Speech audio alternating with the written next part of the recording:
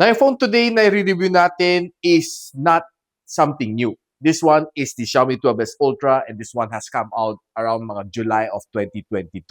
So I have buy this phone around mga September. And gusto ko i-share sa inyo, no, 4 months down the road, what are the things na gusto ko, what are the things na hindi ko gusto, and what are the things to expect if you're planning to buy the Xiaomi 12S Ultra. Tara, simulan natin. Hi guys, I'm the Gadget Sidekick, and welcome back to my channel. So this one is a China exclusive na phone. So the Xiaomi 12S Ultra is the first ever phone being collaborated with Leica.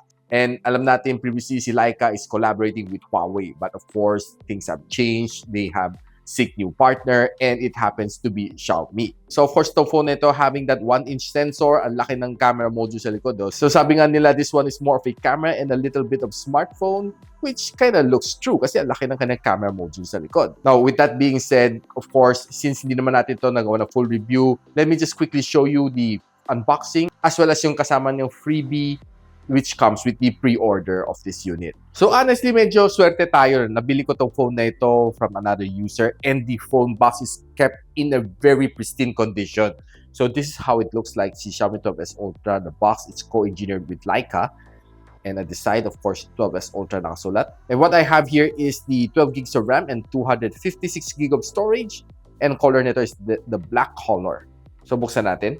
You can see it's designed by Xiaomi. We have the same ejector tool, documentation, a jelly case na malambot, and of course the unit itself, C12S Ultra. Pag kinabitan mo ng case, it looks like this. I'd rather prefer it without the case. Also inside, there's the Type-C cable and the 67 watts of fast charging brick. Wala siyang dongle na C to audio jack, so I guess you have to buy it on your own.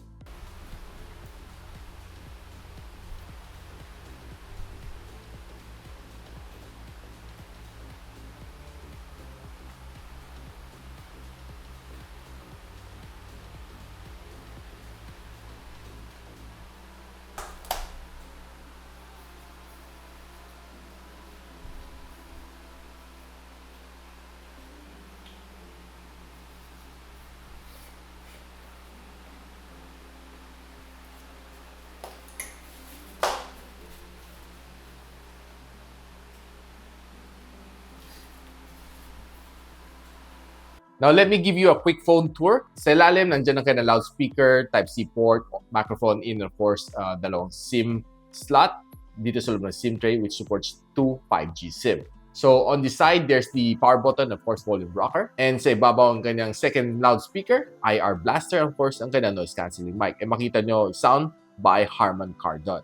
On the other side, malinis siya. There's some antenna bands over here. Sa likod, makikita mo eco leather finish niya, which is parang vegan leather, no? Sarap hawakan siya. Kaya sinasabi ko, it's still best without the case. Sa likod ng kanyang triple camera na setup, starting with the 50MP na main camera shooter, and it's being collaborated with Leica. And of course, sa harap niya is this very small na punch hole.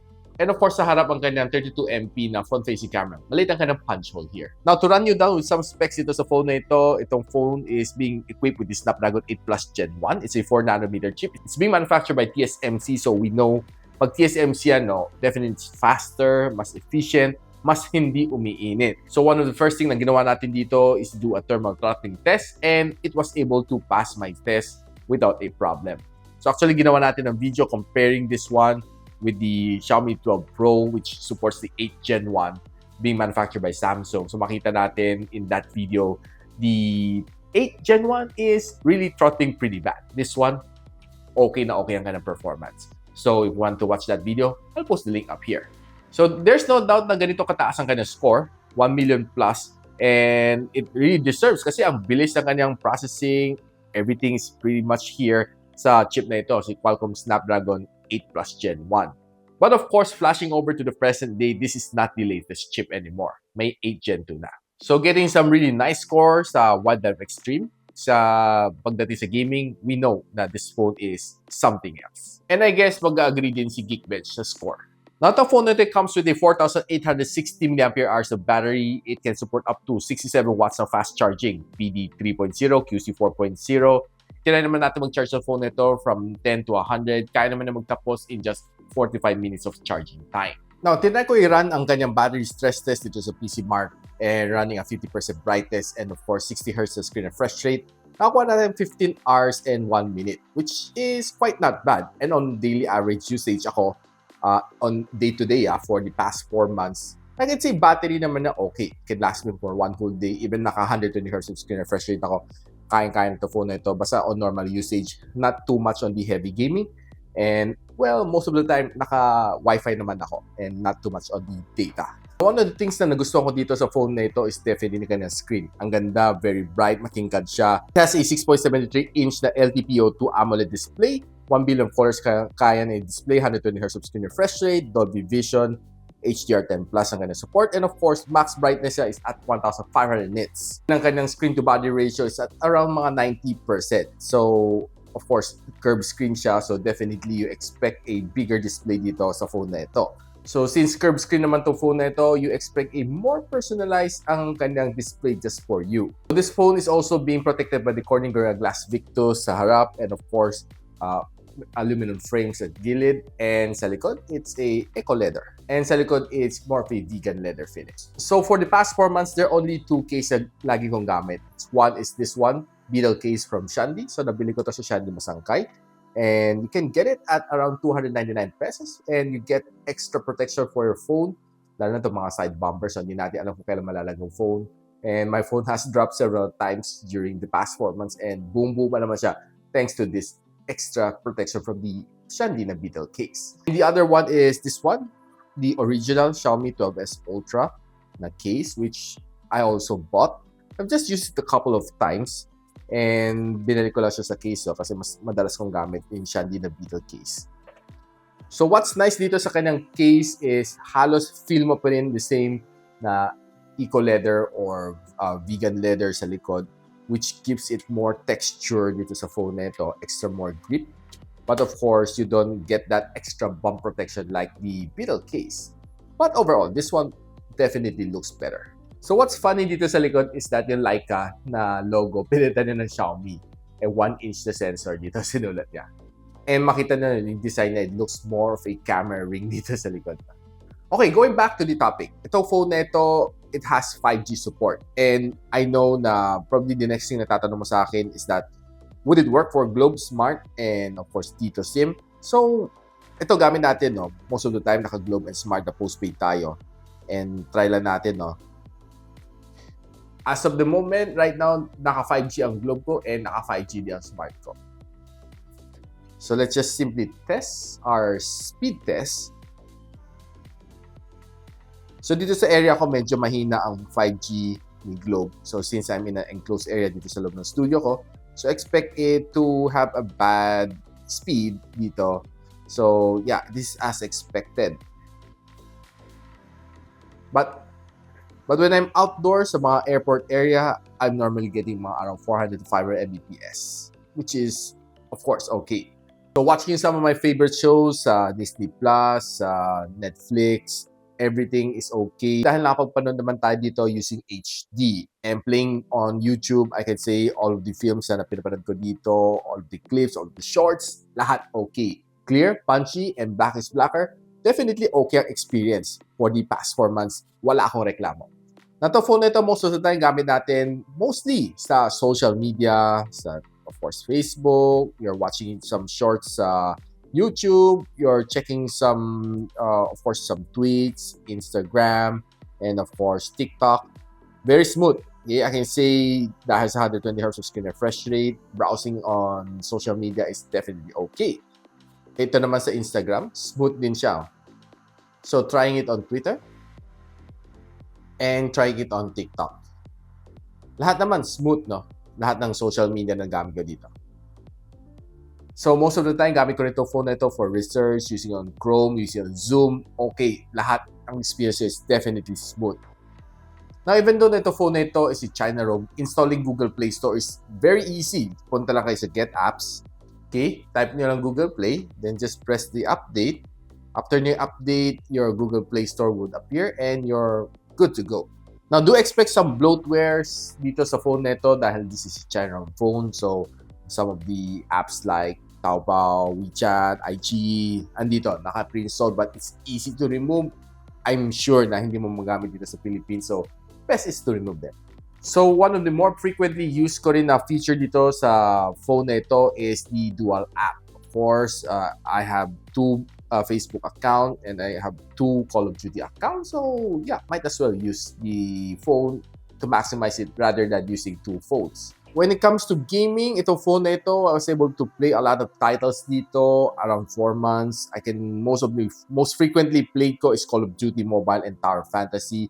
A little bit of Asphalt 9 and PUBG.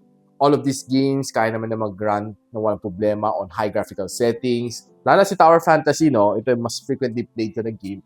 So, kahit mo ilagay mo sa sagad mo sa max settings, it was able to run smoothly. So, even though na naka all high settings, itong phone na ito does heat up a bit dito sa area na ito. So, probably yung sometimes na medyo nakakirita dito sa phone na ito is that pag umiinit yung phone, lalo na when you're taking pictures outdoors sa mainit, bigla mag-shutdown yung camera. So, the phone is too hot, cool it down, and mag-shutdown yung camera, which is very annoying, lalo na when you're taking some videos sa labas, outdoors. That is probably one of the problem na need i-address ni Xiaomi with regards sa camera na ito, no? Probably another thing na medyo hindi ko gusto dito sa phone na ito is ang kanyang weight. This one's around 230 grams. So, it's a bit heavy. Well, not that far from 11 Ultra.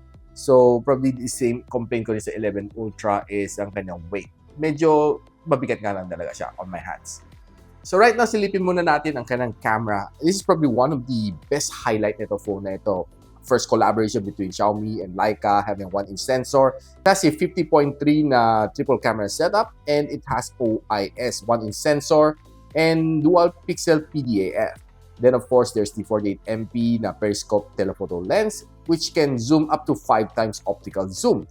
Then 48MP ang kanyang ultra wide lens, which also has dual pixel PDAF. Then of course, there's the depth sensor. Now, itong phone nito can shoot up to 8K, 24 FPS sa likod. And sa harap, it can shoot only up to 1080p and 30 FPS, which is kind of shame. Now, itong phone na ito, ang kanyang performance definitely nasa kanyang camera. I was able to take in some really nice shots sa kanyang outdoor performance. It was really good. I love it. And bringing it indoors is equally nice. Of course, some night shots, I can say, ang ganda na itong phone na ito. And I was wondering ba't hindi pa lang siya nakapag-crack ng top 3 sa DxO Mark, but I think it deserved to be somewhere up there. So one of the things na sobrang hindi ko gusto dito sa phone nito is ang kanyang front-facing camera. I was expecting it to have a decent camera kahit sa harap, but sobrang binuhos ni Xiaomi ang kanyang performance sa likod ng camera, sa rear camera. Nakalimutan siguro nila na importante rin ng kanyang front-facing camera. So, and currently, there's a lot of people using the front-facing camera, taking TikTok video, taking selfie portraits, and this one is a bummer. I can say na some of the pictures na nakukuha ko ay there are times na wash out, there are times na overexposed, and I don't really like the front-facing camera of this phone, just to be on the honest part. Now, another thing na hindi ko masyado gusto rin sa phone na ito is taking videos both in front and the rear. I'm not quite sure, probably the way that was encoded into this phone. When I'm exporting the video to the Adobe Premiere Pro, it is really unusable dahil makita mo sa start yung video. Even though pag pinlayback ko dito sa phone na ito, it's pretty fine.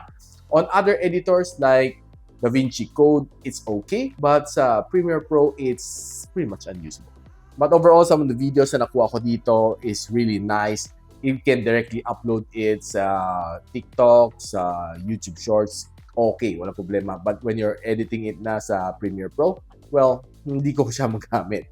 So itong phone na ito, currently you can buy it from Shandy Philippines and Shandy Masangkay for around 59,999 para sa 512 gigs of storage and 12 gigs of RAM. Now, after using this phone for the past 4 months, ano masasabi ko dito? Well, to be honest, this is not the best Ultra series na nagamit ko. Probably I would even give it to the 11 Ultra for being the better phone as compared sa 12S Ultra. One is because andyan ka na display sa likod.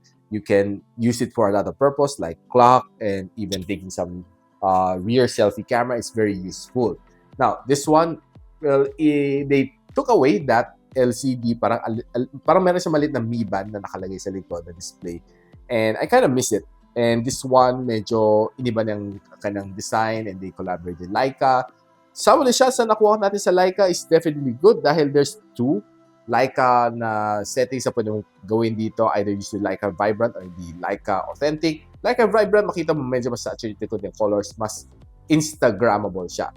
But si Leica Authentic, it's more of the natural colors. Now, definitely if you're a photographer, you would really invest on a phone like this. It's really nice. And, well, it can go toe-to-toe with some of the likes ng mga iPhone 14 Pro Max. And, of course, the likes of the Huawei Mate 50 Pro. This phone can go toe-to-toe with them. But as far as I'm concerned, kung gamit nyo Adobe Premiere Pro to edit all of your videos, I don't think the videos from this phone can be usable. And if you don't like mga phones na medyo big and chunky, I don't think this phone is also for you dahil medyo malaki ang kanyang camera bump. And the phone is also quite heavy at around 230 grams. Guys, if you find this video helpful, do give me a like and subscribe to my channel. And I'll see you on the next one. Ako pala si Richmond and you're watching Gadget Sidekick. What's up?